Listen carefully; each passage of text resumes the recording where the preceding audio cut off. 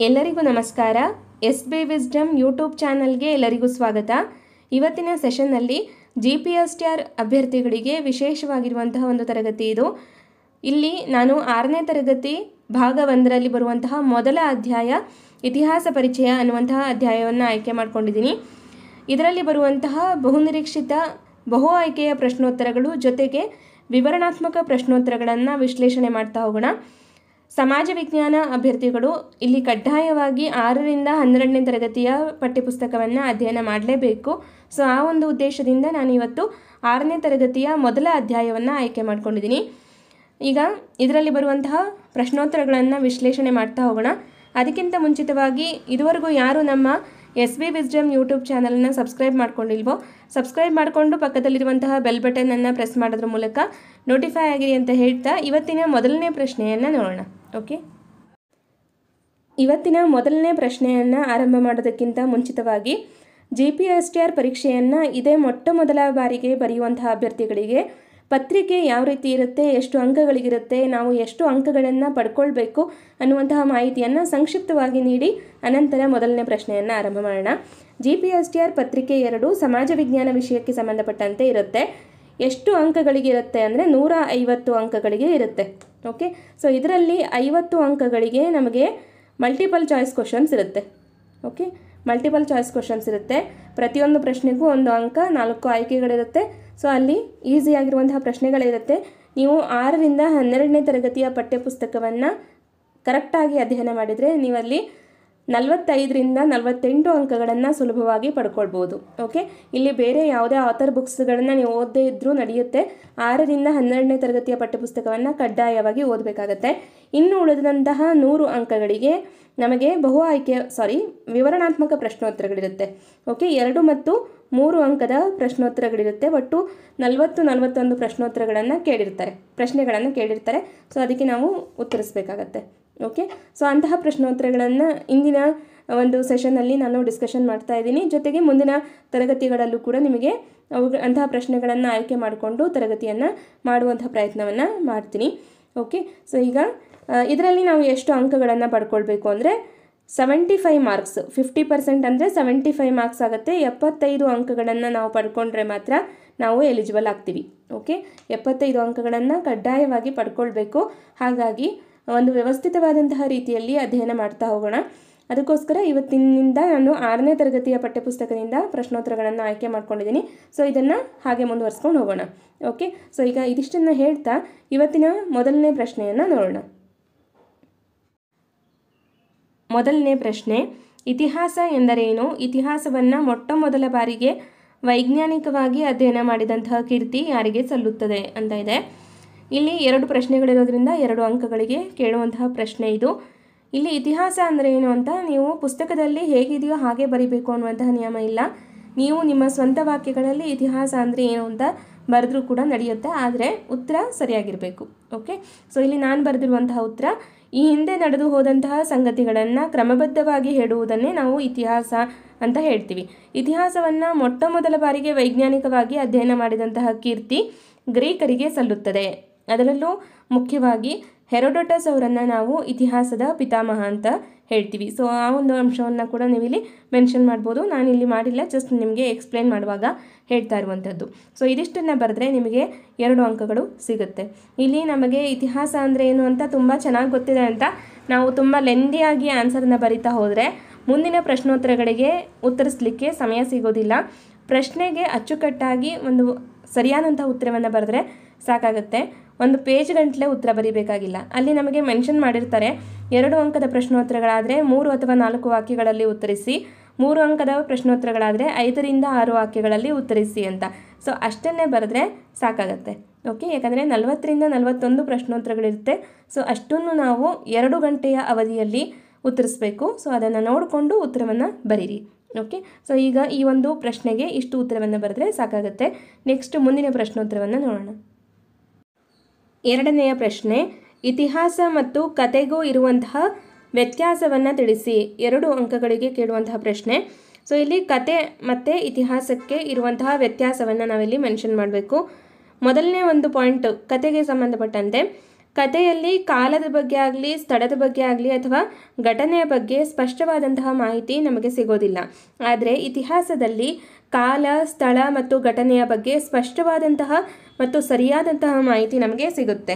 ಒಂದು ಘಟನೆ ಯಾವಾಗ ನಡೀತು, ಎಲ್ಲಿ ನಡೀತು, ಯಾರಿಂದ ನಡೆಯಿತು, ಯಾತಕ್ಕೋಸ್ಕರ ನಡೆಯಿತು ಅನ್ನುವಂತಹ ಸ್ಪಷ್ಟವಾದ ಮಾಹಿತಿ ನಮಗೆ ಇತಿಹಾಸವನ್ನು ಓದೋದ್ರಿಂದ ಸಿಗುತ್ತೆ ಹೊರತು ಕಥೆಯನ್ನು ಓದೋದ್ರಿಂದ ಸಿಗೋದಿಲ್ಲ. ಸೊ ಉದಾಹರಣೆಗೆ ಇಲ್ಲಿ ಹೇಳೋದಾದರೆ, ಕಥೆಯಲ್ಲಿ ನಾವು ಯಾವ ರೀತಿ ಒಂದು ಕಥೆಯನ್ನು ಆರಂಭ ಮಾಡ್ತೀವಿ ಅಂದರೆ, ಒಂದಾನೊಂದು ಕಾಲದಲ್ಲಿ ಒಂದಾನೊಂದು ಊರಿನಲ್ಲಿ ಒಬ್ಬ ರಾಜನಿದ್ದ, ಅವನೊಂದು ಯುದ್ಧ ಮಾಡಿದ ಅಂತ ನಾವು ಓದ್ತೀವಿ. ಆದರೆ ಇಲ್ಲಿ ಯಾರು, ಯಾವಾಗ, ಯಾವ ರಾಜನಿಂದ ಯಾವ ಯುದ್ಧ ನಡೀತು, ಇದು ಯಾವ ಸ್ಪಷ್ಟವಾದ ಮಾಹಿತಿ ಕೂಡ ಕಥೆಯಲ್ಲಿ ಇರೋದಿಲ್ಲ. ಆದರೆ ಇತಿಹಾಸವನ್ನು ಓದುವಾಗ ನಮಗೆ ಪ್ರತಿಯೊಂದು ಅಂಶ ಕೂಡ ಸ್ಪಷ್ಟವಾಗಿ ತಿಳಿಯುತ್ತೆ. ಇಲ್ಲಿ ನೋಡಿ ಉದಾಹರಣೆ, ಸಾಮಾನ್ಯ ಶಕ ಪೂರ್ವ 261ರಲ್ಲಿ ಪಾಟಲಿಪುತ್ರದಲ್ಲಿ ಆಡುತ್ತಿದ್ದಂತಹ ಅಶೋಕನೆಂಬ ರಾಜನು ಕಳಿಂಗ ಯುದ್ಧವನ್ನು ಮಾಡಿದನು. ಸೊ ಪ್ರತಿಯೊಂದು ಅಂಶ ಕೂಡ ಸ್ಪಷ್ಟವಾಗಿ ಸಿಗುತ್ತೆ. ಯಾವಾಗ, ಎಲ್ಲಿ, ಯಾರಿಂದ ಯಾವ ಯುದ್ಧ ನಡೆಯಿತು ಅನ್ನುವಂತಹ ಮಾಹಿತಿ ನಮಗೆ ಇತಿಹಾಸದಿಂದ ಓದಿ ತಿಳ್ಕೊಳ್ಳೋದಕ್ಕೆ ಮಾತ್ರ ಸಾಧ್ಯ ಆಗುತ್ತೆ. ಸೊ ನೆಕ್ಸ್ಟ್ ಅಂಶ, ಕಥೆಯನ್ನು ತಿಳಿದುಕೊಳ್ಳುವುದಕ್ಕೆ ನಿರ್ದಿಷ್ಟವಾದಂತಹ ಆಧಾರದ ಅಗತ್ಯವಿಲ್ಲ. ಈಗ ಕತೆ ನಾವು, ನೀವು ಅಥವಾ ನಮ್ಮ ಹಿರಿಯರು ಯಾರು ಬೇಕಾದರೂ ಹೇಳ್ಬೋದು. ಇದಕ್ಕೆ ನಿರ್ದಿಷ್ಟವಾದಂತಹ ಆಧಾರಗಳೇ ಇರಬೇಕು ಅಂತ ಇಲ್ಲ. ಆದರೆ ಇತಿಹಾಸವನ್ನು ನಾವು ತಿಳ್ಕೊಳ್ಬೇಕು ಅಂದರೆ ಆಧಾರಗಳೇ ಮೂಲವಾಗಿರುತ್ತೆ. ಓಕೆ. ಸೊ ನೆಕ್ಸ್ಟ್ ಪಾಯಿಂಟ್, ಕಥೆಯನ್ನು ಕೇಳುವುದು ಕೇವಲ ಮನಸ್ಸಿನ ಸಂತೋಷಕ್ಕಾಗಿ ಅಲ್ವಾ. ಈಗ ನಾವು ಕಥೆಯನ್ನು ಕೇಳ್ತೀವಿ ಅಂದರೆ ಕೇವಲ ಮನರಂಜನೆಗಾಗಿ ಅಥವಾ ಸಮಯವನ್ನು ಕಳೆಯೋದಕ್ಕಾಗಿ ಅಥವಾ ಒಂದು ಸಂತೋಷಕ್ಕಾಗಿ ಮಾತ್ರ ಕಥೆಯನ್ನು ಕೇಳ್ತೀವಿ. ಆದರೆ ಇತಿಹಾಸವನ್ನು ಓದುವುದು ನಮ್ಮ ಜ್ಞಾನಾರ್ಜನೆಗಾಗಿ. ಓಕೆ. ಇದಕ್ಕೆ ಪೂರಕವಾಗುವಂತೆ ನಮ್ಮ ಅಂಬೇಡ್ಕರ್ ಅವರು ಒಂದು ಮಾತನ್ನು ಹೇಳ್ತಾರೆ, ಇತಿಹಾಸವನ್ನು ಓದದವರು ಇತಿಹಾಸವನ್ನು ಸೃಷ್ಟಿ ಮಾಡಲಾರರು ಅಂತ. ಸೊ ಇದರಿಂದ ನಾವು ಏನು ತಿಳ್ಕೊಳ್ತೀವಿ, ಇತಿಹಾಸ ಅನ್ನುವಂತಹದ್ದು ಬಹಳ ಮಹತ್ವಪೂರ್ಣವಾದಂತಹ ಒಂದು ವಿಷಯ. ನಾವು ಅದನ್ನು ಆಸಕ್ತಿಯಿಂದ ಓದಿದ್ರೆ ನಾವು ನಮ್ಮ ಜ್ಞಾನವನ್ನು ಅರ್ಜನೆ ಮಾಡ್ಕೊಳ್ಳೋದಕ್ಕೆ, ನಮ್ಮ ಜ್ಞಾನಾರ್ಜನೆ ಮಾಡ್ಕೊಳ್ಳೋದಕ್ಕೆ ಇತಿಹಾಸ ಒಂದು ಅದ್ಭುತವಾದಂತಹ ಒಂದು ವಿಷಯ ಅನ್ನೋದನ್ನು ನಾವು ತಿಳ್ಕೊಳ್ಬೇಕಾದಂತಹ ಅಂಶವಾಗುತ್ತೆ. ಓಕೆ. ಸೊ ಇದಕ್ಕೆ ನಾವು 4 ಅಂಶವನ್ನು ಬರೆದ್ರೆ 2 ಅಂಕಗಳಿಗೆ ಸಾಕಾಗುತ್ತೆ. ಓಕೆ. ಸೊ ಈ ಒಂದು ಪ್ರಶ್ನೋತ್ತರವನ್ನು ನಾನು ಈಗ ಆಲ್ರೆಡಿ ನಮ್ಮ ನವಚೇತನ ಎಜುಕೇಷನ್ ಚಾನಲಲ್ಲಿ ಡಿಸ್ಕಷನ್ ಮಾಡಿದ್ದೆ. SB ವಿಸ್ಡಮ್ ಚಾನಲಲ್ಲಿ ಇನ್ನೂ ಹೆಚ್ಚಿನ ಅಭ್ಯರ್ಥಿಗಳಿದ್ದೀರಾ. ಹೊಸದಾಗಿ GPSTR ಪರೀಕ್ಷೆಯನ್ನು ಬರೆಯುವಂತಹ ಅಭ್ಯರ್ಥಿಗಳಿಗೆ ಇಂದಿನ ತರಗತಿಗಳು ನಿಮಗೆ ಹೆಲ್ಪ್ ಆಗಲಿ ಅನ್ನೋದಕ್ಕೋಸ್ಕರ ಪ್ರಶ್ನೋತ್ತರಗಳನ್ನು ವಿಶ್ಲೇಷಣೆ ಮಾಡ್ತಾ ಇದ್ದೀನಿ. ಸೊ ನೆಕ್ಸ್ಟ್ ಮುಂದಿನ ಪ್ರಶ್ನೆಯನ್ನು ನೋಡೋಣ. 3ನೆಯ ಪ್ರಶ್ನೆ, ಇತಿಹಾಸ ಓದುವುದರಿಂದ ಆಗುವಂತಹ ಪ್ರಯೋಜನಗಳೇನು ಅಂತ ನಮಗೆ 3 ಅಂಕಗಳಿಗೆ ಕೇಳುವಂತಹ ಪ್ರಶ್ನೆ. 3 ಮಾರ್ಕ್ಸಿಗೆ ಕೇಳಿದರೆ 5ರಿಂದ 6 ಅಂಶಗಳನ್ನು ನಾವು ಬರೀಬೇಕಾಗತ್ತೆ. ಮೊದಲನೇ ಅಂಶ, ಇತಿಹಾಸವು ನಮ್ಮ ಪೂರ್ವಿಕರು ಕೈಗೊಂಡ ಒಳ್ಳೆಯ ಮತ್ತು ತಪ್ಪು ತೀರ್ಮಾನಗಳಿಂದ ಅನುಭವಿಸಿದ ಸುಖ ದುಃಖಗಳನ್ನು, ತೊಂದರೆಗಳನ್ನು ತಿಳಿಸುತ್ತದೆ. ಈಗ ನಮ್ಮ ಪೂರ್ವಿಕರು, ಹಿರಿಯರು ಯಾವುದೇ ಒಂದು ಕೆಲಸವನ್ನು ಮಾಡುವಾಗ ಅವರು ತೆಗೆದುಕೊಂಡಂತಹ ಒಂದು ತೀರ್ಮಾನಗಳು ಸರಿಯಾಗಿದ್ದರೆ ಒಂದು ಉತ್ತಮವಾದಂತಹ ಒಂದು ಫಲಾನುಭವಗಳು ಸಿಗುತ್ತೆ. ಅಥವಾ ನಿರ್ಧಾರ ತಪ್ಪಾಗಿದ್ದರೆ ಅಥವಾ ಅವರು ಮಾಡಿರುವಂತಹ ಕಾರ್ಯಗಳು ತಪ್ಪಾಗಿದ್ದರೆ ನಾವು ಆ ಒಂದು ಕಾರ್ಯವನ್ನು ಮಾಡುವಾಗ ಅಂತಹ ಒಂದು ತಪ್ಪುಗಳನ್ನು ತಿದ್ದುಪಡಿ ಮಾಡಿಕೊಂಡು ಸರಿಯಾದಂತಹ ನಿರ್ಧಾರಗಳನ್ನು ಕೈಗೊಳ್ಳೋದಕ್ಕೆ ನಮಗೆ ಇತಿಹಾಸ ಸಹಾಯಕವಾಗುತ್ತೆ. ಇನ್ನು 2ನೇ ಅಂಶ, ನಾವು ಮುಂದಿನ ತೀರ್ಮಾನವನ್ನು ತೆಗೆದುಕೊಳ್ಳುವಾಗ ಇತಿಹಾಸವು ನಮ್ಮನ್ನು ಎಚ್ಚರಿಸುತ್ತದೆ. ಈಗ ಈ ಹಿಂದೆ ನಮ್ಮ ಪೂರ್ವಿಕರು, ಹಿರಿಯರು ಮಾಡಿರುವಂತಹ ಒಂದು ಕಾರ್ಯವನ್ನು ನಾವು ನೋಡಿರ್ತೀವಿ. ಸೊ ಯಾವುದು ಸರಿ, ಯಾವುದು ತಪ್ಪು ಅನ್ನುವಂತಹ ತೀರ್ಮಾನವನ್ನು ತೆಗೆದುಕೊಳ್ಳೋದಕ್ಕೆ ನಮಗೆ ಇತಿಹಾಸ ಸಹಾಯ ಮಾಡುತ್ತೆ. ಇತಿಹಾಸದಲ್ಲಿನ ನಮ್ಮ ಪೂರ್ವಿಕರ ತತ್ವಾದರ್ಶಗಳು, ವಿಚಾರಧಾರೆಗಳು ಮುಂದಿನ ತಲೆಮಾರುಗಳಿಗೆ ಮಾದರಿಯೂ ಮತ್ತು ದಾರಿದೀಪವೂ ಆಗುತ್ತದೆ. 4ನೇ ಅಂಶ, ನಮ್ಮ ಪೂರ್ವಿಕರ ಶೌರ್ಯ, ಪರಾಕ್ರಮ ಮತ್ತು ತ್ಯಾಗ ಬಲಿದಾನಗಳು ನಂತರದ ಪೀಳಿಗೆಗೆ ಸ್ಫೂರ್ತಿಯೂ ಆಗುತ್ತದೆ. ಈಗ ನಮ್ಮ ಒಂದು ಇತಿಹಾಸವನ್ನು ನೋಡಿದಾಗ ಬ್ರಿಟಿಷರು ನಮ್ಮನ್ನು ಆಳಿದಂತಹ, ನಮ್ಮನ್ನು ಹೀನಾಯವಾಗಿ ನಡೆಸಿಕೊಂಡಂತಹ ಒಂದು ಕಥೆಯನ್ನು ನಾವು ಓದ್ತೀವಿ. ನಮ್ಮ ದೇಶದ ಚಿಂತಕರು ಮತ್ತು ರಾಷ್ಟ್ರೀಯ ಹೋರಾಟಗಾರರು ನಮ್ಮ ದೇಶಕ್ಕೆ ಯಾವ ರೀತಿ ಸ್ವಾತಂತ್ರ್ಯವನ್ನು ತಂದುಕೊಟ್ರು ಅನ್ನುವಂತಹ ಶೌರ್ಯವನ್ನು, ಪರಾಕ್ರಮವನ್ನು ಮತ್ತು ತ್ಯಾಗ ಬಲಿದಾನಗಳನ್ನು ನಾವು ಓದಿ ತಿಳ್ಕೊಳ್ಳೋದ್ರಿಂದ ನಮಗೆ ಅದು ಒಂದು ರೀತಿಯ ಸ್ಫೂರ್ತಿ ಆಗುತ್ತೆ. ಮತ್ತು ನಮ್ಮ ಮೂಲಕ ಮುಂದಿನ ಪೀಳಿಗೆಗೂ ಕೂಡ ಸ್ಫೂರ್ತಿಯಾಗಿ ನಮಗೆ ಇತಿಹಾಸವು ಸಹಾಯವನ್ನು ಮಾಡುತ್ತೆ.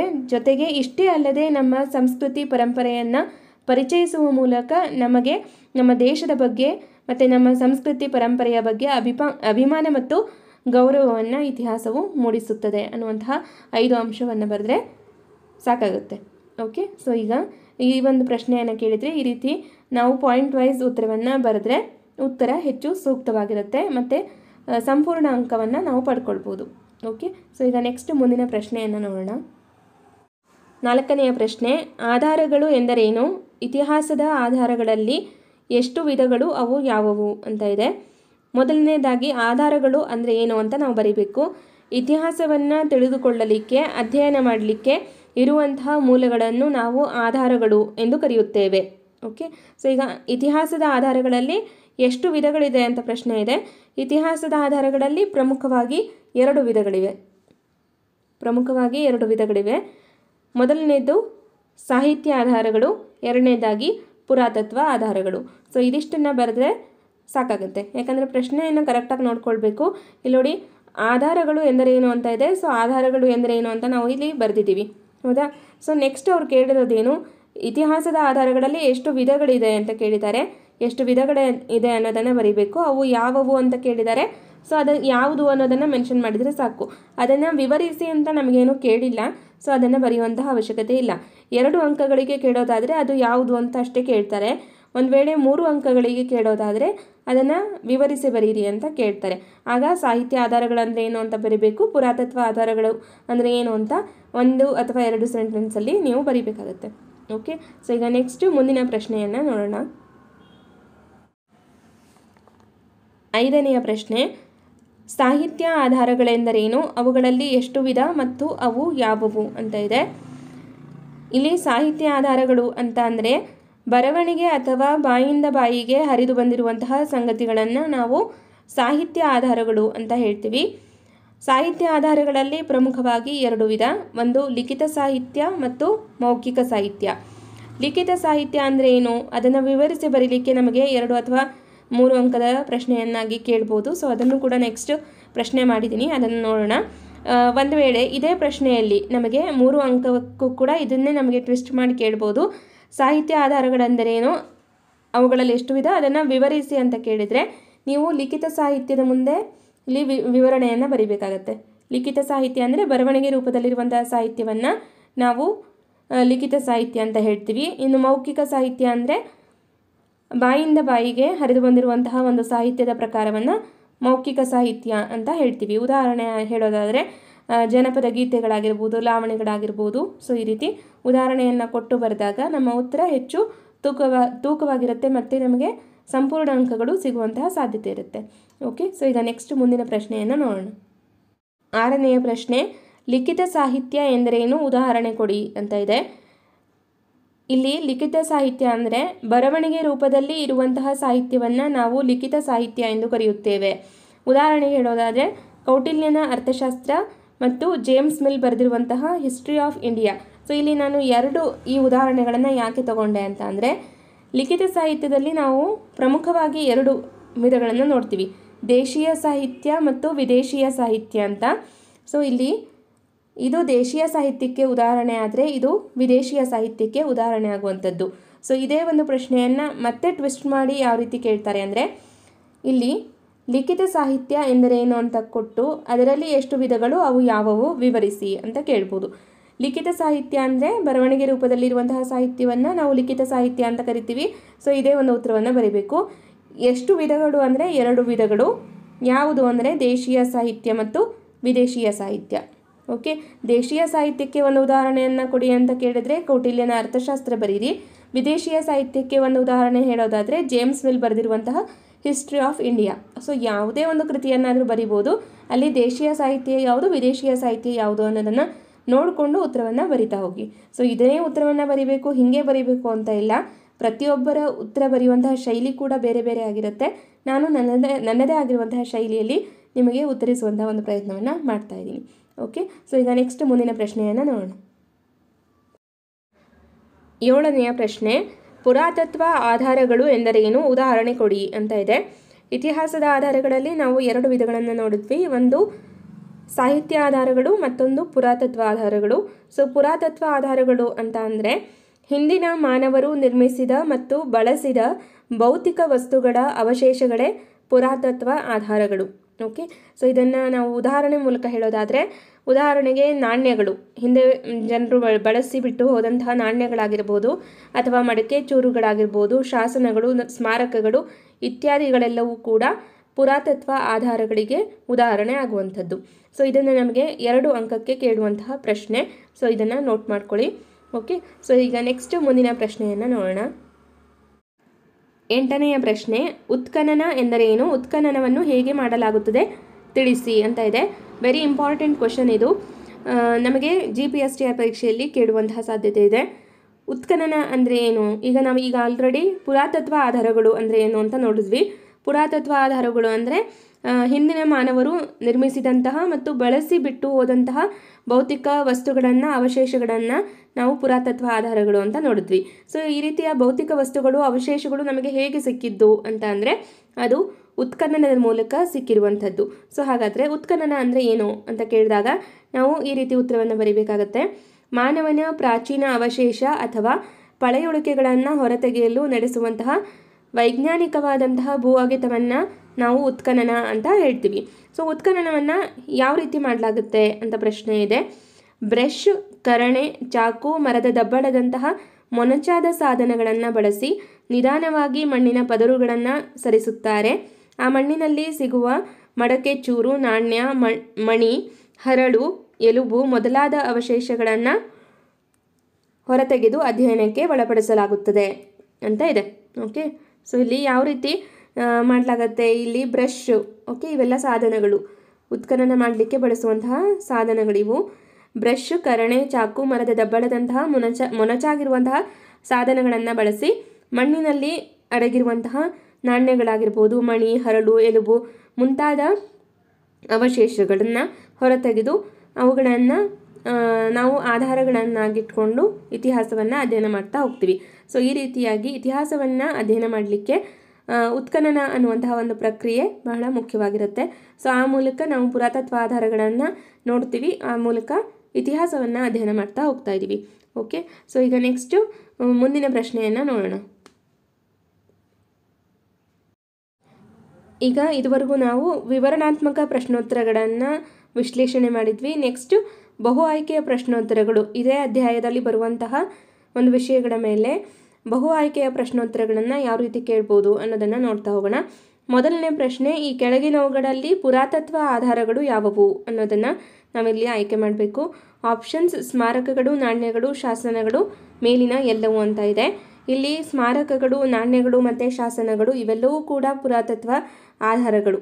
ಓಕೆ, ಸ್ಮಾರಕಗಳು, ನಾಣ್ಯಗಳು, ಶಾಸನಗಳು ಇವೆಲ್ಲವೂ ಕೂಡ ಏನಾಗುತ್ತೆ? ಪುರಾತತ್ವ ಆಧಾರಗಳಾಗಿರೋದ್ರಿಂದ ನಮ್ಮ ಸರಿಯಾದಂತಹ ಉತ್ತರ ಮೇಲಿನ ಎಲ್ಲವೂ ಅನ್ನೋದಾಗುತ್ತೆ. ಆಪ್ಷನ್ 4 ಇಲ್ಲಿ ಸರಿಯಾದಂತಹ ಉತ್ತರ. ಓಕೆ, ಸೊ ನೆಕ್ಸ್ಟ್ 2ನೆಯ ಪ್ರಶ್ನೆಯನ್ನು ನೋಡೋಣ. ಸಂಸ್ಕೃತ ವ್ಯಾಕರಣವನ್ನು ಮೊದಲ ಬಾರಿಗೆ ಲ್ಯಾಟಿನ್ ಭಾಷೆಯಲ್ಲಿ ಬರೆದವರು ಯಾರು ಅಂತ ಇದೆ. Option: Heinrich Roth, Max Muller, Father Coeurdoux, William Jones ಅಂತ ಇದೆ. ಸರಿಯಾದಂತಹ ಉತ್ತರ ಇಲ್ಲಿ ಸಂಸ್ಕೃತ ವ್ಯಾಕರಣವನ್ನು ಮೊಟ್ಟ ಮೊದಲ ಬಾರಿಗೆ ಲ್ಯಾಟಿನ್ ಭಾಷೆಯಲ್ಲಿ ಬರೆದಂಥವರು ಹೆನ್ರಿಚ್ ರೋತ್. ಇವರು ಭಾರತದ ಆಗ್ರಾದಲ್ಲಿ ಬಂದು ನೆಲೆಸಿರ್ತಾರೆ. 350 ವರ್ಷಗಳ ಹಿಂದೆ ಇವರು ಸಂಸ್ಕೃತ ವ್ಯಾಕರಣವನ್ನು ಮೊದಲ ಬಾರಿಗೆ ಲ್ಯಾಟಿನ್ ಭಾಷೆಯಲ್ಲಿ ಬರೆದಂಥವರು. ಓಕೆ, ಇನ್ನು ಮ್ಯಾಕ್ಸ್ ಮುಲ್ಲರ್ ಬಗ್ಗೆ ನಾವು ಹೇಳೋದಾದರೆ the Sacred book of the East ಅನ್ನುವಂತಹ ಸಂಪುಟವನ್ನು ಬರೆದಂಥವರು. ಮತ್ತು ಆರ್ಯರ ಕುರಿತಾಗಿ, ಆರ್ಯರು ಮೂಲತಃ ಮಧ್ಯ ಏಷ್ಯಾದಿಂದ ಬಂದಂಥವರು, ಮಧ್ಯ ಏಷ್ಯಾ ಮೂಲದವರು ಅಂತ ತಿಳಿಸಿದಂತಹ ವ್ಯಕ್ತಿ. ಫಾದರ್ ಕಾರಡಾಕ್ಸ್ ಇವರು ಸಂಸ್ಕೃತ ಮತ್ತು ಯುರೋಪಿನ ಭಾಷೆಗಳ ನಡುವೆ ಸಂಬಂಧ ಇದೆ ಅಂತ ಮೊಟ್ಟ ಮೊದಲು ಗುರುತಿಸಿದಂತಹ ವ್ಯಕ್ತಿ. ವಿಲಿಯಂ ಜೋನ್ಸ್ ರವರು ದ ಏಷ್ಯಾಟಿಕ್ ಸೊಸೈಟಿ ಅನ್ನುವಂತಹ ಸಂಸ್ಥೆಯನ್ನು ಸ್ಥಾಪಿಸಿದಂತಹ ಪ್ರಮುಖರು. ಓಕೆ, ಸೊ ಈಗ ನೆಕ್ಸ್ಟ್ ಮುಂದಿನ ಪ್ರಶ್ನೆಯನ್ನು ನೋಡೋಣ.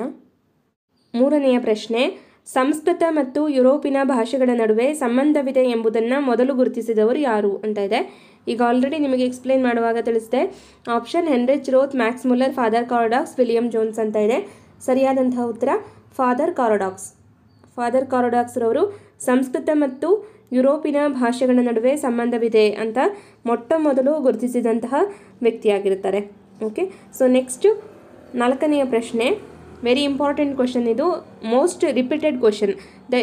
ದ ಏಷ್ಯಾಟಿಕ್ ಸೊಸೈಟಿ ಎಂಬ ಸಂಸ್ಥೆಯನ್ನು ಸ್ಥಾಪಿಸಿದವರು ಯಾರು ಅಂತ ಇದೆ. ಇಲ್ಲಿ ನೇರವಾಗಿ ನಿಮಗೆ ಉತ್ತರವನ್ನು ಹೇಳ್ತೀನಿ. ವಿಲಿಯಂ ಜೋನ್ಸ್ ರವರು ದ ಏಷ್ಯಾಟಿಕ್ ಸೊಸೈಟಿ ಅನ್ನುವಂತಹ ಸಂಸ್ಥೆಯನ್ನು ಸ್ಥಾಪಿಸಿದಂಥವರು. ದ ಏಷ್ಯಾಟಿಕ್ ಸೊಸೈಟಿ ಅನ್ನುವಂತಹ ಸಂಸ್ಥೆಯನ್ನು ಯಾವಾಗ ಸ್ಥಾಪಿಸಲಾಯಿತು ಅಂತ ಅಂದರೆ 1784ರಲ್ಲಿ ಸ್ಥಾಪಿಸಲಾಯಿತು. ಎಲ್ಲಿ ಸ್ಥಾಪಿಸಲಾಯಿತು ಅಂದರೆ ಕಲ್ಕತ್ತಾದಲ್ಲಿ ಸ್ಥಾಪಿಸಲಾಗಿದೆ. ಓಕೆ, ಸೊ ಇಲ್ಲಿ ಯಾವಾಗ ಅಂತನಾದರೂ ಪ್ರಶ್ನೆ ಆಗ್ಬೋದು, ಎಲ್ಲಿ ಅಂತನಾದರೂ ಪ್ರಶ್ನೆ ಆಗ್ಬೋದು, ಅಥವಾ ಯಾರು ಅಂತನಾದರೂ ಕೂಡ ಪ್ರಶ್ನೆ ಆಗ್ಬೋದು. ಸೊ ಇದನ್ನು ನೋಡ್ಕೊಂಡಿರಿ. ದ ಏಷ್ಯಾಟಿಕ್ ಸೊಸೈಟಿ ಅನ್ನುವಂತಹ ಸಂಸ್ಥೆಯನ್ನು 1784ರಲ್ಲಿ ಕಲ್ಕತ್ತಾದಲ್ಲಿ ವಿಲಿಯಂ ಜೋನ್ಸ್ ರವರು ಸ್ಥಾಪಿಸಿದರು. ಓಕೆ, ಸೊ ಈಗ ನೆಕ್ಸ್ಟ್ ಮುಂದಿನ ಪ್ರಶ್ನೆಯನ್ನು ನೋಡೋಣ. 5ನೆಯ ಪ್ರಶ್ನೆ, ಶಾಕುಂತಲಾ ಕೃತಿಯನ್ನು ಸಂಸ್ಕೃತದಿಂದ ಇಂಗ್ಲಿಷ್ ಭಾಷೆಗೆ ಅನುವಾದಿಸಿದವರು ಯಾರು? Option Heinrich Roth, Max Muller, Father Coeurdoux, William Jones ಅಂತ ಇದೆ. ಸರಿಯಾದಂತಹ ಉತ್ತರ ವಿಲಿಯಂ ಜೋನ್ಸ್. ವಿಲಿಯಂ ಜೋನ್ಸ್ ರವರು ಶಾಕುಂತಲಾ ಕೃತಿಯನ್ನು ಸಂಸ್ಕೃತದಿಂದ ಇಂಗ್ಲಿಷ್ ಭಾಷೆಗೆ ಅನುವಾದಿಸ್ತಾರೆ. ಮತ್ತು ಬೇರೆ ಬೇರೆ ಕೃತಿಗಳನ್ನು ಕೂಡ ಇವರು ಅನುವಾದ ಮಾಡಿದ್ದಾರೆ. ಸೊ ಅದರಲ್ಲಿ ಪ್ರಮುಖವಾದಂತಹವುಗಳು ಗೀತ ಗೋವಿಂದ ಮತ್ತು ಮಾನವ ಧರ್ಮಶಾಸ್ತ್ರ. ಸೊ ಇದನ್ನು ಕೂಡ ಕೇಳ್ಬೋದು, ಗೀತ ಗೋವಿಂದ ಮತ್ತು ಮಾನವ ಧರ್ಮಶಾಸ್ತ್ರ. ಸೊ ಅದನ್ನು ನೋಟ್ ಮಾಡ್ಕೊಳ್ಳಿ. ನಾನಿಲ್ಲಿ ಅದನ್ನ ಪ್ರಶ್ನೆಯಲ್ಲಿ ಆಯ್ಕೆ ಮಾಡ್ಕೊಂಡಿಲ್ಲ. ಗೀತ ಗೋವಿಂದ ಮತ್ತು ಮಾನವ ಧರ್ಮಶಾಸ್ತ್ರ.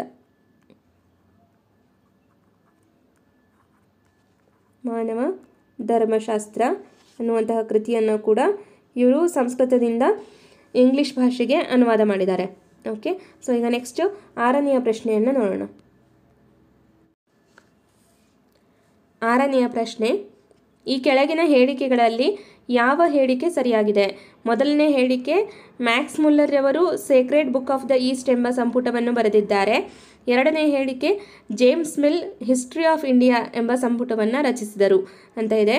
ಇಲ್ಲಿ ಕೊಟ್ಟಿರುವಂತಹ 2 ಹೇಳಿಕೆಗಳು ಸರಿನಾ ಅಥವಾ ತಪ್ಪ ಅನ್ನೋದನ್ನು ನಾವು ನೋಡಬೇಕು. ಮ್ಯಾಕ್ಸ್ ಮುಲ್ಲರ್ ಅವರು ಮೂಲತಃ ಜರ್ಮನ್ ದೇಶದವರು. ಇವರು the Sacred book of the East ಅನ್ನುವಂತಹ ಸಂಪುಟವನ್ನು ಬರೆದಿದ್ದಾರೆ. Okay, so next James mill ರವರು ಸ್ಕಾಟ್ಲೆಂಡ್ ದೇಶದವರು. ಹಿಸ್ಟ್ರಿ ಆಫ್ ಇಂಡಿಯಾ ಅನ್ನುವಂತಹ ಒಂದು ಸಂಪುಟವನ್ನು ಇವರು ರಚಿಸಿದ್ದಾರೆ ಮತ್ತು ಪ್ರಮುಖ ಇತಿಹಾಸಕಾರರಲ್ಲಿ ಒಬ್ಬರಾಗಿರುವಂಥವರು. ಓಕೆ, ಸೊ ಈಗ 2 ಹೇಳಿಕೆಗಳು ಸರಿಯಾಗಿರೋದ್ರಿಂದ ನಮ್ಮ ಉತ್ತರ ಆಪ್ಷನ್ 3 ಆಗುತ್ತೆ. 1 ಮತ್ತು 2 ಸರಿ ಅನ್ನುವಂಥದ್ದು. ಓಕೆ, ಸೊ ಈಗ ನೆಕ್ಸ್ಟ್ 7ನೆಯ ಪ್ರಶ್ನೆಯನ್ನು ನೋಡೋಣ. 7ನೆಯ ಪ್ರಶ್ನೆ, ಈ ಚಿತ್ರದಲ್ಲಿ ಇರುವಂತಹ ವ್ಯಕ್ತಿಯನ್ನು ಗುರುತಿಸಿ ಮತ್ತು ಅವರು ಬರೆದ ಕೃತಿ ಯಾವುದು ಅಂತ ಇದೆ. ಸೊ ಈ ರೀತಿಯ ಪ್ರಶ್ನೆಗಳನ್ನು ಕೂಡ ಕೇಳ್ತಾರಾ ಅಂತ ನಿಮ್ಮ ಪ್ರಶ್ನೆ ಆಗಿದ್ರೆ, GPSTR ಪರೀಕ್ಷೆಯಲ್ಲಿ 2019ರಲ್ಲಿ ಈ ರೀತಿ ಪ್ರಶ್ನೆ ಬಂದಿದೆ. ಒಬ್ಬ ಸಮಾಜಶಾಸ್ತ್ರಜ್ಞರ ಒಂದು ಭಾವಚಿತ್ರವನ್ನು ಕೊಟ್ಟು ಅವರನ್ನು ಗುರುತಿಸಿ ಮತ್ತು ಅವರ ಕೃತಿಯನ್ನು ಬರೀರಿ ಅಂತ ನಮಗೆ 2019 GPSTR ಪ್ರಶ್ನೆ ಪತ್ರಿಕೆಯಲ್ಲಿ ಪ್ರಶ್ನೆ ಆಗಿದೆ. ಸೊ ಅದಕ್ಕೋಸ್ಕರ ಈ ಒಂದು ಪ್ರಶ್ನೆಯನ್ನು ಆಯ್ಕೆ ಮಾಡ್ಕೊಂಡಿದ್ದೀನಿ. ಈಗ ನಾವಿಲ್ಲಿ ನೋಡ್ತಾ ಇರುವಂತಹ ಚಿತ್ರ ಯಾರ್ದು ಅಂತ ಗುರುತಿಸಬೇಕು ಮತ್ತು ಇವರು ಬರೆದಿರುವಂತಹ ಕೃತಿಯನ್ನು ಕೂಡ ನಾವು ಬರೆದಾಗ ನಮಗೆ 2 ಅಂಕ ಸಿಗುವಂಥದ್ದು. ಓಕೆ, ಸೊ ಅದಕ್ಕೋಸ್ಕರ ನಾನು ಹೇಳೋದು ನಿಮಗೆ 6th ಸ್ಟ್ಯಾಂಡರ್ಡಿಂದ ನಾವು 12th ಸ್ಟ್ಯಾಂಡರ್ಡ್ವರೆಗೂ ಪಠ್ಯಪುಸ್ತಕವನ್ನು, ಗೌರ್ಮೆಂಟ್ ಪಠ್ಯಪುಸ್ತಕವನ್ನು ಚೆನ್ನಾಗಿ ಅಭ್ಯಾಸ ಮಾಡಿರಬೇಕು. ನಾವು ಸರಿಯಾಗಿ ಅಭ್ಯಾಸ ಮಾಡಿದ್ದಲ್ಲಿ 150ಕ್ಕೆ 125 ಅಂಕಗಳವರೆಗೂ ನಾವು ಸ್ಕೋರನ್ನು ಮಾಡ್ಬೋದು. ಓಕೆ, ಸೊ ಇಲ್ಲಿ ಈ ಒಂದು ಚಿತ್ರದಲ್ಲಿ ಇರುವಂಥವ್ರು ಯಾರು ಅಂದರೆ ಅಬೆ ಡುಬಾಯ್ಸ್. ಓಕೆ, ಅಬೆ ಡುಬಾಯ್ಸ್ ಅನ್ನುವಂತಹ ಫ್ರೆಂಚ್ ಮಿಷನರಿ ಇವರು ಶ್ರೀರಂಗಪಟ್ಟಣದ ಬಳಿ ಬಂದು ಗಂಜಾಮ್ ಅನ್ನುವಂತಹ ಒಂದು ಪ್ರದೇಶದಲ್ಲಿ ನೆಲೆಸಿರ್ತಾರೆ. ಸೊ ಅದ್ರ ಬಗ್ಗೆ ಮತ್ತೊಂದು ಪ್ರಶ್ನೆ ಮಾಡಿದ್ದೀನಿ. ಸೊ ಅಲ್ಲಿ ನಿಮಗೆ ವಿವರಣೆ ಕೊಡ್ತೀನಿ. ಈಗ ಜಸ್ಟ್ ಉತ್ತರವನ್ನು ನೋಡ್ಕೊಳ್ಳಿ. ಈ ಚಿತ್ರದಲ್ಲಿರುವಂತಹ ವ್ಯಕ್ತಿ ಅಬೆ ಡುಬಾಯ್ಸ್ ಮತ್ತು ಇವರು ಬರೆದಿರುವಂತಹ ಕೃತಿ ಯಾವುದಾಗುತ್ತೆ ಅಂತ ಅಂದರೆ Hindu manners, customs and ceremonies ಅನ್ನುವಂತಹ ಕೃತಿಯನ್ನು ಇವರು ಬರೆದಿದ್ದಾರೆ. ಓಕೆ, ಸೊ ಈಗ ನೆಕ್ಸ್ಟ್ ಮುಂದಿನ ಪ್ರಶ್ನೆಯನ್ನು ನೋಡೋಣ. 8ನೆಯ ಪ್ರಶ್ನೆ, ಅಬೆ ಡುಬಾಯ್ಸ್ ಕುರಿತು ಟಿಪ್ಪಣಿ ಬರೆಯಿರಿ ಅಂತ ನಮಗೆ 2 ಅಂಕಕ್ಕೆ ಕೇಳುವಂಥ ಪ್ರಶ್ನೆ. ಸೊ ಇದನ್ನು ಕೂಡ ಇಲ್ಲಿ ನಾವು ನೋಟ್ ಮಾಡ್ಕೋಬೇಕಾಗತ್ತೆ. 2 ಮಾರ್ಕ್ಸಿಗೆ ಇದನ್ನು ಕೇಳ್ಬೋದು. ಓಕೆ, ಸೊ ಈ ರೀತಿ ಪ್ರಶ್ನೆ ಬಂದಾಗ ನಾವು ಅವರ ಕುರಿತಾಗಿ ಟಿಪ್ಪಣಿಯನ್ನು ಬರೀಬೇಕಾಗತ್ತೆ. ಇಲ್ಲಿ ಮೆನ್ಷನ್ ಮಾಡಲಾಗಿದೆ. ಸೊ ಇದನ್ನು ನೋಡ್ಕೊಳ್ತಾ ಹೋಗೋಣ. ಅಬೆ ಡುಬಾಯ್ಸ್ ಎಂಬ ಫ್ರೆಂಚ್ ಮಿಷನರಿ ಶ್ರೀರಂಗಪಟ್ಟಣ ಬಳಿಯ ಗಂಜಾಮ್ಗೆ ಬಂದು ನೆಲೆಸಿದರು. ಸ್ಥಳೀಯ ಸಂಸ್ಕೃತಿಯನ್ನು ಅಳವಡಿಸಿಕೊಂಡು ಸನ್ಯಾಸಿಯಂತೆ ಬದುಕಿದ ಇವರನ್ನು ಜನರು ದೊಡ್ಡ ಸ್ವಾಮಿಯವರು ಎಂದು ಕರೆಯುತ್ತಿದ್ದರು. ಸೊ ಇಲ್ಲಿ ಪ್ರಶ್ನೆ ನಮಗೆ 1 ಅಂಕಕ್ಕೂ ಕೂಡ ಆಗ್ಬೋದು. ಯಾರನ್ನು ದೊಡ್ಡ ಸ್ವಾಮಿಯವರು ಅಂತ ಕರೆಯಲಾಗ್ತಿತ್ತು ಅಂದರೆ ಅಬೆ ಡುಬೈಸ್ ಅವರನ್ನು ಕರೆಯಲಾಗ್ತಿತ್ತು. ಮತ್ತು ಇವರು ಬರೆದಿರುವಂತಹ ಪ್ರಮುಖ ಕೃತಿ ಯಾವುದಾಗುತ್ತೆ? ಇವರು Hindu manners, customs and ceremonies ಎಂಬ ಕೃತಿಯನ್ನು ಬರೆದರು. ಇದರಲ್ಲಿ ಭಾರತೀಯರ ಆಚಾರ ವಿಚಾರ, ಹಬ್ಬ ಹರಿದಿನ, ವರ್ಣಾಶ್ರಮ ವ್ಯವಸ್ಥೆ ಮೊದಲಾದವುಗಳನ್ನು ಕುರಿತು ಬರೆದಿದ್ದಾರೆ. 24 ವರ್ಷಗಳ ಕಾಲ ಇಲ್ಲಿಯೇ ನೆಲೆಸಿದ್ದ ಇವರು ಅನಂತರ ಫ್ರಾನ್ಸ್ಗೆ ತೆರಳುತ್ತಾರೆ. ಓಕೆ, ಸೊ ಇದಿಷ್ಟು ಇವರ ಕುರಿತಾಗಿ ನಾವು ಟಿಪ್ಪಣಿ ಬರೆದ್ರೆ ಸಾಕಾಗತ್ತೆ. 2 ಅಂಕಗಳಿಗೆ ಇದಿಷ್ಟು ಅಂಶವನ್ನು ಬರೀಬೇಕಾಗತ್ತೆ. ಓಕೆ, ಸೊ ಇವರ ಮೇಲೆ ಒಂದು ಭಾವಚಿತ್ರವನ್ನು ಕೊಟ್ಟಾದರೂ ಪ್ರಶ್ನೆ ಕೇಳ್ಬೋದು, ಅಥವಾ ಅವರ ಕುರಿತಾಗಿ ಟಿಪ್ಪಣಿಯನ್ನು ಬರೀರಿ ಅಂತನಾದರೂ ಕೇಳ್ಬೋದು. ವೆರಿ ಇಂಪಾರ್ಟೆಂಟ್ ಕ್ವಶನ್ ಇದು. ಓಕೆ, ಸೊ ನೋಟ್ ಮಾಡ್ಕೊಳ್ಳಿ. ಈಗ ಒಂದು ಪಠ್ಯಪುಸ್ತಕವನ್ನು ನಾವು ಯಾವ ರೀತಿ ಓದಬೇಕು ಅನ್ನೋದು ಕೂಡ ನಿಮಗೆ ಈ ಒಂದು ವಿಶ್ಲೇಷಣೆಯಲ್ಲಿ ಅರ್ಥ ಆಗ್ತಿದೆ ಅಂತ ಅಂದ್ಕೊಳ್ತೀನಿ. ಪಾಠದ ಮಧ್ಯದಲ್ಲಿ ಕೂಡ ನಮಗೆ ಪ್ರಶ್ನೆಯನ್ನು ಕೇಳ್ತಾರೆ. ಕೇವಲ ಪಾಠದ ಹಿಂದೆ ಇರುವಂತಹ ಪ್ರಶ್ನೋತ್ತರಗಳನ್ನು ಕೇಳ್ತಾರೆ ಅಂತ ನಾವು ನಿರೀಕ್ಷೆ ಮಾಡಲಿಕ್ಕೆ ಸಾಧ್ಯ ಇಲ್ಲ. JPSTR ಪರೀಕ್ಷೆ 2017ಕ್ಕಿಂತ 19ಕ್ಕೆ ಹೋಲಿಸಿ ನೋಡಿದಾಗ 2019ರ ಪ್ರಶ್ನೆ ಪತ್ರಿಕೆ ಸ್ವಲ್ಪ ಕ್ಲಿಷ್ಟವಾಗಿತ್ತು ಮತ್ತು PUC ಬುಕ್ಸನ್ನು ಟಾರ್ಗೆಟ್ ಮಾಡ್ತಾರೆ. ಸೊ ಅದಕ್ಕೋಸ್ಕರ PUC ಬುಕ್ಸನ್ನು ನೀವು ಓದಬೇಕು. ಕೇವಲ ಹಿಸ್ಟ್ರಿ ಓದಿದರೆ ಸಾಲಲ್ಲ, ಪೊಲಿಟಿಕಲ್ ಸೈನ್ಸ್, ಜಿಯೋಗ್ರಫಿ, ಎಕನಾಮಿಕ್ಸ್ ಎಲ್ಲವನ್ನೂ ಕೂಡ ಓದಬೇಕಾಗತ್ತೆ. ಈಗ ಪ್ರಥಮ PUC ಅರ್ಥಶಾಸ್ತ್ರದಲ್ಲಿ ನಾನು 2 ಅಧ್ಯಾಯಗಳನ್ನು ಮಾಡಿದ್ದೀನಿ. ಅರ್ಥಶಾಸ್ತ್ರದ ಪೀಠಿಕೆ ಮತ್ತು ದತ್ತಾಂಶಗಳ ಸಂಗ್ರಹಣೆ ಅನ್ನುವಂತಹ ಅಧ್ಯಾಯ 2. ಸೊ ಇವೆರಡನ್ನೂ ಕೂಡ SB ವಿಸ್ಡಮ್ ಚಾನಲಲ್ಲಿ ನೀವು ನೋಡಿದ್ದೀರಾ ಅಂತ ಅಂದ್ಕೊಳ್ತೀನಿ. ಇದುವರೆಗೂ ನೋಡಿಲ್ಲ ಅಂದರೆ ಆ ಸೆಷನ್ಸ್ಗಳನ್ನು ನೋಡಿ. ಖಂಡಿತವಾಗ್ಲೂ ನೆಕ್ಸ್ಟ್ ನಾನು 3rd ಚಾಪ್ಟರ್ ಕೂಡ ಕಂಟಿನ್ಯೂ ಮಾಡ್ತೀನಿ. ಪ್ರತಿದಿನ ಅರ್ಥಶಾಸ್ತ್ರದ ಕ್ಲಾಸೇ ಇದ್ದರೆ ಕ್ಲಾಸ್ ಮಾಡೋದಕ್ಕೆ ನನಗೂ ಬೋರ್ ಆಗುತ್ತೆ, ಕ್ಲಾಸ್ ಕೇಳೋದಕ್ಕೆ ನಿಮಗೂ ಬೋರ್ ಆಗುತ್ತೆ ಅನ್ನೋದಕ್ಕೋಸ್ಕರ ಇವತ್ತು 6ನೇ ತರಗತಿಯಿಂದ ಇತಿಹಾಸ ಪಾಠವನ್ನು ಆಯ್ಕೆ ಮಾಡಿಕೊಂಡು ಅದರಲ್ಲಿ ಬರುವಂತಹ ಪ್ರಮುಖ ಪ್ರಶ್ನೋತ್ತರಗಳನ್ನು ನಿಮ್ಮೊಂದಿಗೆ ವಿಶ್ಲೇಷಣೆ ಮಾಡಿದ್ದೀನಿ. ಸೊ ಇವತ್ತಿನ ಸೆಷನ್ ಖಂಡಿತವಾಗ್ಲೂ ನಿಮಗೆ JPSTR ಪರೀಕ್ಷೆಗೆ ಹೆಲ್ಪ್ ಆಗುತ್ತೆ ಅನ್ನೋದು ನನ್ನ ಒಂದು ಅಭಿಪ್ರಾಯವಾಗಿದೆ. ಇವತ್ತಿನ ತರಗತಿ ಬಗ್ಗೆ ನಿಮ್ಮ ಅಭಿಪ್ರಾಯ ಅನಿಸಿಕೆಯನ್ನು ಕಮೆಂಟ್ ಮಾಡಿ ತಿಳಿಸಿ. ಮತ್ತು ಸೆಷನ್ ಇಷ್ಟ ಆದರೆ ಲೈಕ್ ಮಾಡಿ. ಮತ್ತು ಇದುವರೆಗೂ ಯಾರು ನಮ್ಮ ಚಾನಲನ್ನು ಸಬ್ಸ್ಕ್ರೈಬ್ ಮಾಡ್ಕೊಂಡಿಲ್ವೋ ಸಬ್ಸ್ಕ್ರೈಬ್ ಮಾಡಿಕೊಂಡು ಪಕ್ಕದಲ್ಲಿರುವಂತಹ ಬೆಲ್ ಬಟನನ್ನು ಪ್ರೆಸ್ ಮಾಡೋದ್ರ ಮೂಲಕ ನೋಟಿಫೈ ಆಗಿರಿ ಅಂತ ಹೇಳ್ತಾ ಮತ್ತೆ ಮುಂದಿನ ಸೆಷನಲ್ಲಿ ಭೇಟಿಯಾಗೋಣ. Thank you all.